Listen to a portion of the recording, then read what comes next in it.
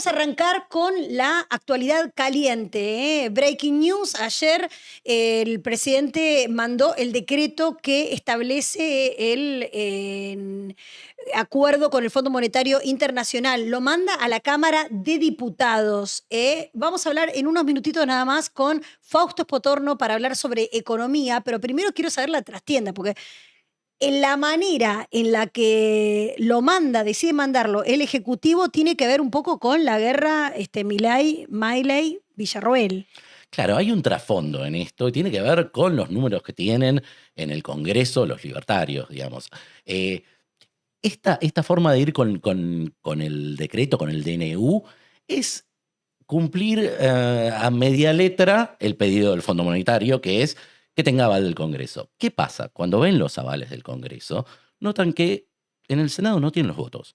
No es la primera vez que le pasa al gobierno que no tiene los votos. Claro. Entonces, mandando el decreto, lo que hacen es tratar justamente el decreto, no el acuerdo con el FMI. Sí, y además hablábamos recién fuera de cámara que esto es posible gracias a la modificación que hizo Cristina sobre cómo, qué mayoría se requiere para aprobar un decreto. Exacto. Porque gobernaba los decretazos. Y ahí está la clave, porque para aprobar un decreto o para no aprobarlo, que es el punto que vio el gobierno para hacer esta movida, es que necesita los 2/3 en contra de ambas cámaras. Claro.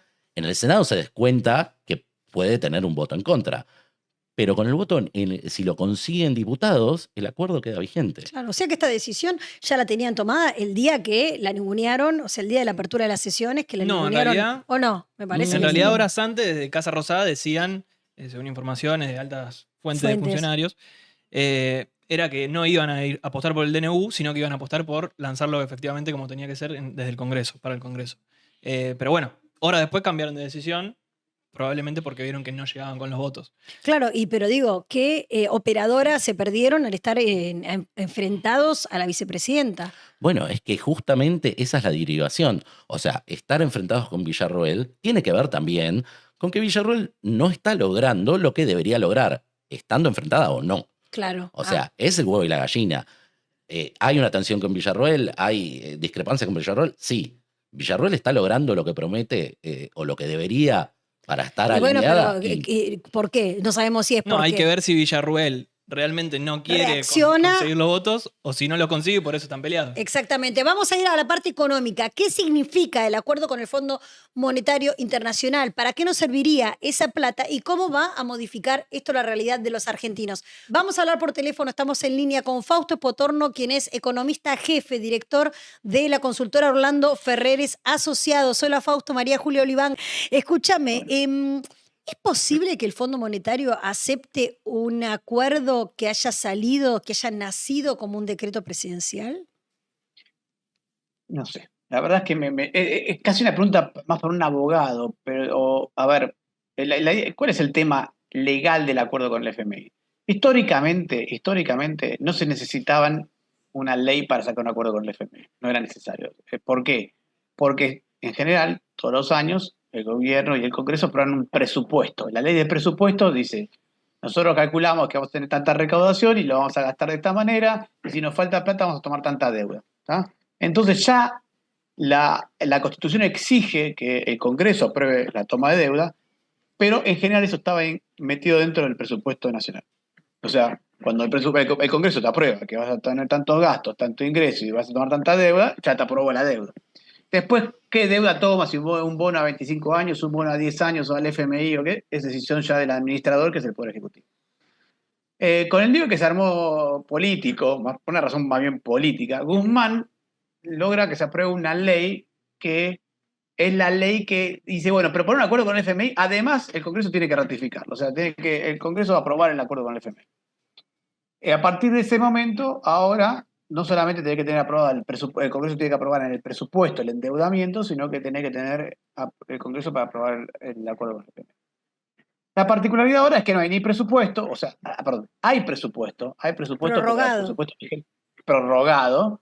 Ahí hay que ver cuánta deuda estaba en el último, cuál era la deuda que se permitía tomar en el último presupuesto, que yo estuve en una cosa rara que a analizar. Y el gobierno tiene miedo de mandar el acuerdo del FMI al Congreso, según dijo el propio gobierno, porque por ahí se termina demorando demasiado y el gobierno argentino necesita un acuerdo con el FMI lo más pronto posible. Lo cual es cierto. Cuanto antes mejor, en realidad. Cuanto antes se tenga el acuerdo, mejor. Pero digo, frente a todas estas dudas que genera, ¿sí?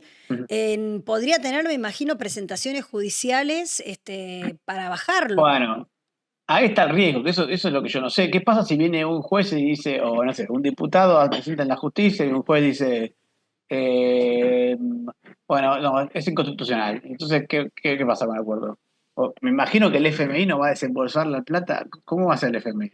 Yo te presto desembolso la plata para Argentina, un juez lo prestó, entonces no va el acuerdo, devolvémela. ¿Cómo es que funciona ahí? Claro. ¿Y yo las creo que exigencias del fondo cuáles son? ¿Cómo tiene que ser como corresponde en el país que pide el préstamo? A ver, al FMI nunca le gustó mucho esto de la ley para aprobar el Congreso, ¿no? Porque se vuelve muy largo y muy burocrático y ya hay que pasar por el buró del FMI, los gobernadores. Te imaginas que un acuerdo para que esté firmado tiene que estar aprobado hasta por el presidente de Estados Unidos, que dice, o que por lo menos dice, ok, avancen con eso. Y después a la prueba del Congreso argentino, te imaginas que es un quilombo, claro, es un montón, doble trabajo. Por eso al FMI mucho nunca le gustó esa ley, pero él lee. Entonces ahora el FMI, ¿qué va a decir? Che, no, hasta que no esté aprobado por el Congreso, no. No sé cómo funciona eso. Sinceramente, no. Claro. Otra que puede ser simplemente una negociación política. Que el gobierno diga, mire, lo voy a hacer por decreto. No, mucho lío, qué sé yo, hay que aprobarlo por el Congreso. Bueno, y una vez que el Congreso diga no, pero estamos en discusión, bueno, además un acuerdo con el FMI se aprueba o se desaprueba. Claro. No te podés poner a negociar. Claro, no podés poner en el Congreso modificar el acuerdo que te proponen. Ya está eso, ¿sí o no? Ya está, es sí o no hay otra opción. Exactamente. Ahora, ese acuerdo, ¿sí? ¿Cuál es el objetivo que busca y qué tan necesario o urgente es para nuestro país? Es muy necesario y no sé si es súper urgente. Es urgente siempre y cuando estemos hablando de un plazo razonable. Pero es cuanto antes mejor esté, mejor. ¿Por qué? ¿Por qué? Primero, porque la primera parte del acuerdo. Ponerle que el FMI siempre sea un acuerdo tradicional donde el FMI no te dé nada de dinero. O sea, simplemente, ¿para qué necesitas el acuerdo? Porque tenés que pagarle al FMI. Nosotros tenemos una deuda con el FMI. Esa deuda vence trimestralmente, intereses y capital, pero tiene vencimientos trimestrales, y hay que pagarla. Claro. Si vos no tenés un acuerdo con el FMI, tenés que sacar las reservas y pagarla. ¿Y cuánto tenemos de reservas? Nada, las reservas son de otros. Todas las reservas que tiene el Banco Central son de otros. Por eso decimos que tiene reservas netas negativas, porque tiene menos reservas que lo que debe de reservas. Al Banco de China, al sistema financiero, etc. Entonces, la verdad es que tener el acuerdo es útil para no perder más reservas. Entonces, ¿cómo funciona el acuerdo con el FMI? El FMI te presenta unas metas trimestrales. Si te da por cumplidas las metas trimestrales, te dice, bueno, ahora te presto plata. Esta plata que te presto es igual a la que vos me tenés que pagar a mí. Claro. Entonces, renuevo la deuda y no pagamos nada. Uh-huh.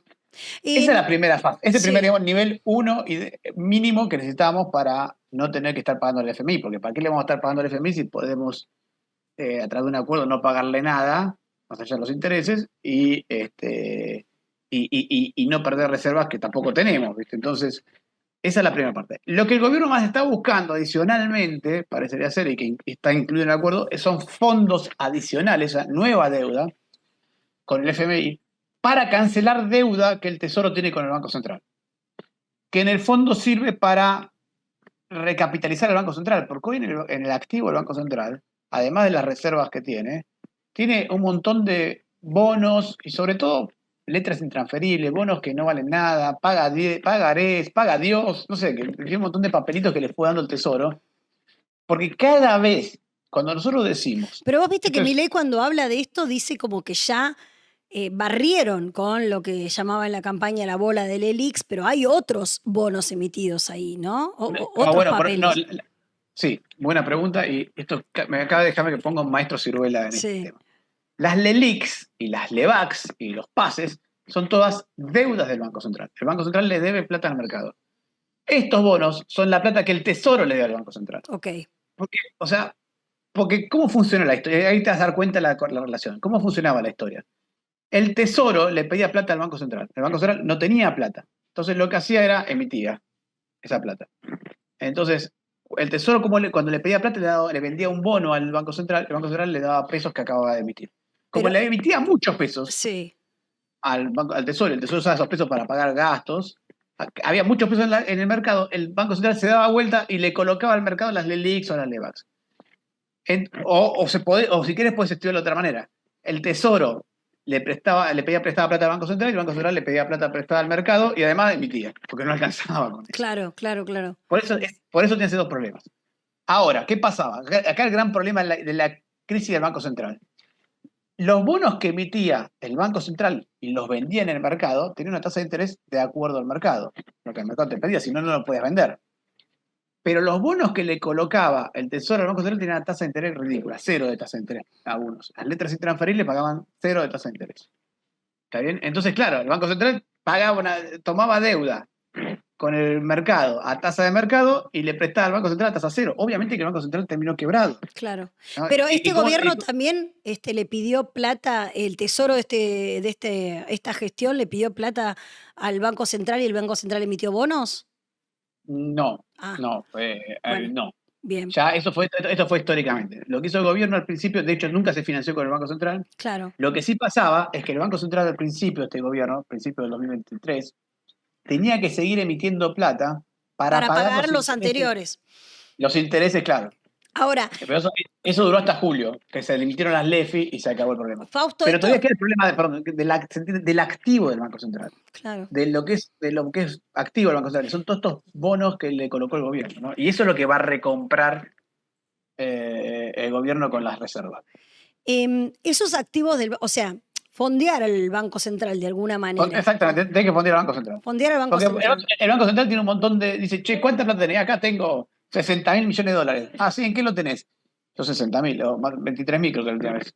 23.000 millones, ¿en qué lo tenés? Lo tengo acá, dice que paga Dios en el 2095 al 0%. Claro, es como que yo tenga una herencia con, por ejemplo, no sé, lotes en montes sin escritura, con un usucapión, que no sé qué, que no sé cuánto, que. Ojalá fueran tan buenos como eso. Ni eso. Bueno. Estos son bonos, imagínate, ¿viste esas herencias que dicen, che, tengo bono del Imperio Austrohúngaro? Claro. Ahora, decime una cosa. Las otras dos cosas de las que habló el presidente el 1 de marzo fue, criticó a quienes lo acusan de que hay un atraso cambiario y que piden una devaluación. Usó una palabra para decir, para criticar. Sí, como devaluadores. No sé, Sí, los devaluadores, pero algo con respecto a la ética. Y por otro lado, habló también de cuándo podría abrirse el cepo, ¿sí? ¿Qué correlación tiene una cosa con la otra? ¿Y qué crees vos que va a suceder con relación a la posible devaluación o no? Bueno, primer punto. Acá hay dos visiones del tema cambiario. Sí. Y una es la del gobierno y una es la de estos economistas que están viendo el tema cambiario. No todos son economistas, hay mucho que es también de lobby ahí. Sí. ¿Cuál es la idea? Hay de lobby porque una devaluación le conviene a los exportadores. A algunos. ¿No? A algunos les conviene. Pero hasta ahí, tampoco es que te imaginas que si fuera así, hoy estaríamos exportando millonadas de dólares. Si por cada vez que devaluáramos exportáramos más, tendríamos unos países más exportadores del mundo y tendríamos unos países menos exportadores del mundo. Lo que demuestra la teoría, sobre todo la práctica, y cuando se hacen estudios, es más importante para el exportador, o es más beneficioso estabilidad económica que tipo de cambio alto. Para el inversor es mejor una devaluación porque se achican los costos laborales, ¿o no? Sí, posiblemente. Para algunos es más importante la devaluación, etc. Pero acá hay que entender, ¿puede ser que vos tengas el atraso cambiario en una economía? Sí existe el atraso cambiario, obviamente que existe. En general está causada cuando, en varias épocas pasó en el gobierno en Argentina, cuando ingresan dólares artificialmente en la economía argentina, como por ejemplo el extremo Martínez Dios, ¿no? El gobierno tomaba deuda en dólares, entró una carrada infernal de dólares en 2 minutos. Claro, el dólar se volvió re barato porque sobraban dólares, porque además los gobiernos cuando toman dólares no los necesitan. El gobierno necesita pesos para pagar jubilaciones, salarios, Claro. lo que sea. Todo eso se paga en pesos. Entonces, vende esos dólares, el tipo de cambio baja y te genera una presión cambiaria artificial que puede terminar reventando la economía porque perdiste competitividad, simplemente porque el gobierno tomó dólares. Algo parecido pasó en la primera parte del gobierno de Macri, en los primeros años. Entonces, acá hay un primer punto. Ese es un proceso de apreciación cambiaria artificial. Después puede pasar, como pasó en muchas otras épocas, la primera parte del gobierno de Menem, o en los años, los años de la época dorada de Argentina, que entraban dólares, porque el mundo veía en Argentina una oportunidad y había inversiones y entraban capitales. Que también te van a bajar, te van a apreciar el tipo de cambio. Pero ahí hay una cuestión.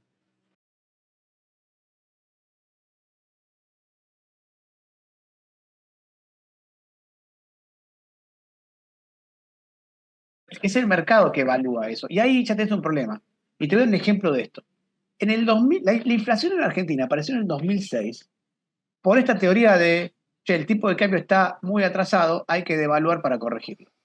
¿Qué pasaba en el 2005-2006? ¿Te acordás que en la época esa el gobierno tenía equilibrio fiscal? Superávit fiscal, de hecho, de Néstor Kirchner.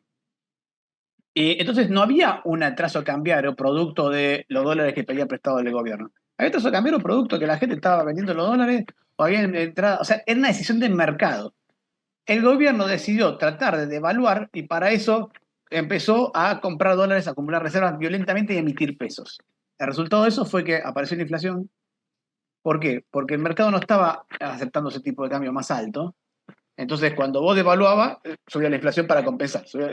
Y terminaste generando la inflación. El proceso inflacionario argentino, este último, apareció por intento de devaluar o hacer más alto el tipo de cambio. O sea que tu visión es parecida aceptando. a la de Javier Milei en ese sentido, porque esta es la explicación que dio en el Congreso. Parecida. Ahora, esa es lo que yo creo que pasa. Ahora, mi opinión, ¿cuál es mi discrepancia? Levantemos el cepo y veamos. Claro. Porque tampoco que estemos en un mercado libre hoy.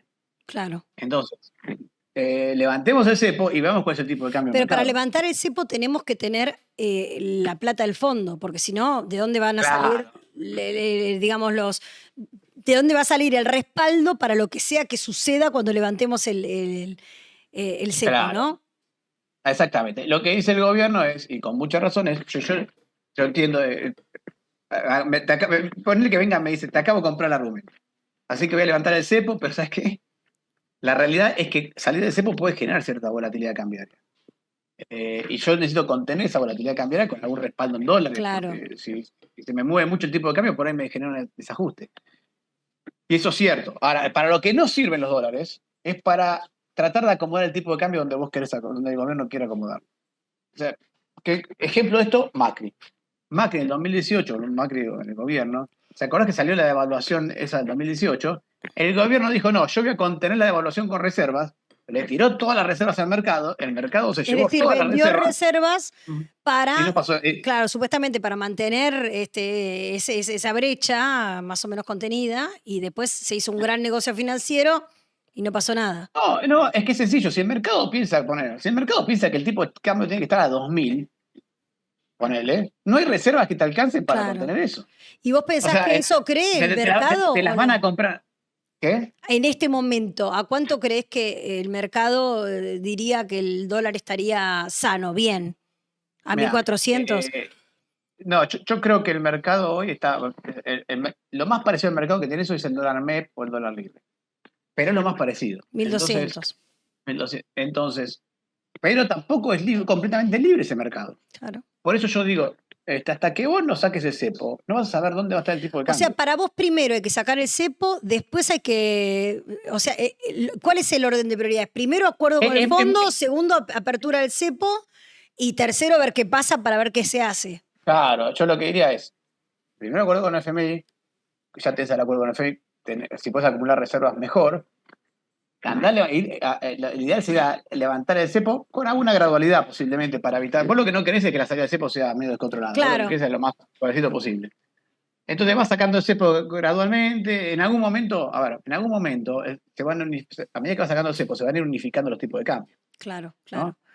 Pero no se van a unificar gradualmente. En algún momento se van a unificar todos juntos. Porque en algún momento el mercado que está liberado es tan grande que ya es el que determina el tipo de cambio. Le pasó a Macri.